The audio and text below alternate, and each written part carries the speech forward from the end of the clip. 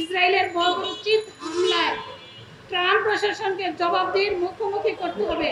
ইসরায়েলকে সন্ত্রাসী রাষ্ট্র হিসেবে ঘোষণা করে জাতিসংঘের সদস্যপদ বাতিল করতে হবে। বাংলাদেশের সাথে ইসরায়েলের বাণিজ্য সামরিক চুক্তি সহ সকল প্রকাশিত অপ্রকাশিত চুক্তি বাতিল করতে হবে। আজকে আমরা পবিত্র রমজানের এই দুপুর বেলা এখানে একত্রিত হয়েছি কেন সেটা আপনারা জানেন। রমজানের ইফতারের বেলা এক ফোঁটা পানি পর্যন্ত পাচ্ছে না।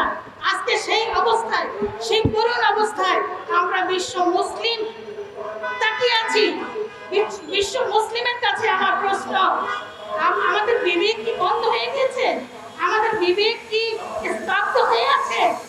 যেখানে আমাদের মুসলিম ভাইদের আজকে লাশের বন্যা হয়ে যাচ্ছে, রক্তের বন্যায় তারা সাঁতরাচ্ছে, যেখানে মুসলিম উম্মতকে নির্বংশ করার জন্য নারীদেরকে হত্যাযজ্ঞ চালানো হচ্ছে, সেই ইসরায়েল আজকে বুক ফুলিয়ে তারা বিশ্ব চড়ে বেড়াচ্ছে।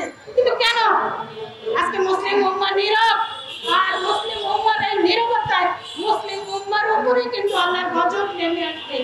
তো প্রিয় দেশবাসী এবং সাংবাদিক বন্ধুগণ, আমরা দেখছি প্রত্যেক রমজান আসলে যুদ্ধবিরতির যে কথা থাকে সেটাকে তারা উইথড্র করে এসে নিরীহ মুসলিম নারীদের উপর, নিরীহ মুসলিম নারী, পুরুষ এবং শিশুদের উপরে যে বর্বরোচিত হামলা চালায়, সে হামলার প্রতিবাদে আজকে আমরা ঢাকা মহানগরী জামাত ইসলামের মহিলা বিভাগের এই প্রতিবাদ, মৌন প্রতিবাদ মানববন্ধন, আপনাদের প্রিয় সাংবাদিক বন্ধু, আপনাদের মাধ্যমে আমরা ইসরায়েলের সেই নেতানিয়াহুকে জানাতে চাই যে আপনি যতই শক্তিধর হন না কেন, বিশ্ব মুসলিম উম্মাহকে আজকে জাগ্রত হয় এক ইসরায়েলকে রক্ষা করা আমাদের পক্ষে অসম্ভব নয়। তো এই পরিস্থিতিতে আমি কিছু দাবি পেশ করতে চাচ্ছি।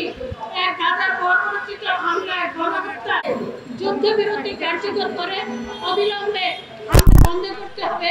যুদ্ধ অপরাধের দায়ে নেতানিয়াহুকে গ্রেফতার করে বিচারের আওতায় আনতে হবে। ইসরায়েলকে সন্ত্রাসী রাষ্ট্র হিসেবে ঘোষণা করে জাতিসংঘের সদস্যপদ বাতিল করতে হবে।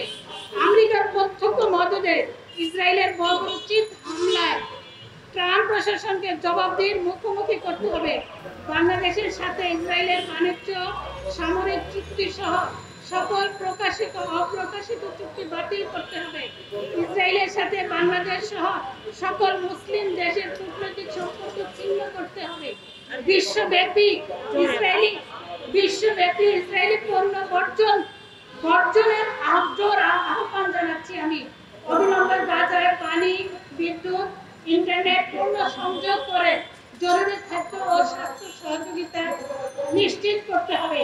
স্বাধীন ফিলিস্তিন রাষ্ট্র গঠনে জাতিসংঘের হস্তক্ষেপ কার্যকর উদ্যোগ নিতে হবে।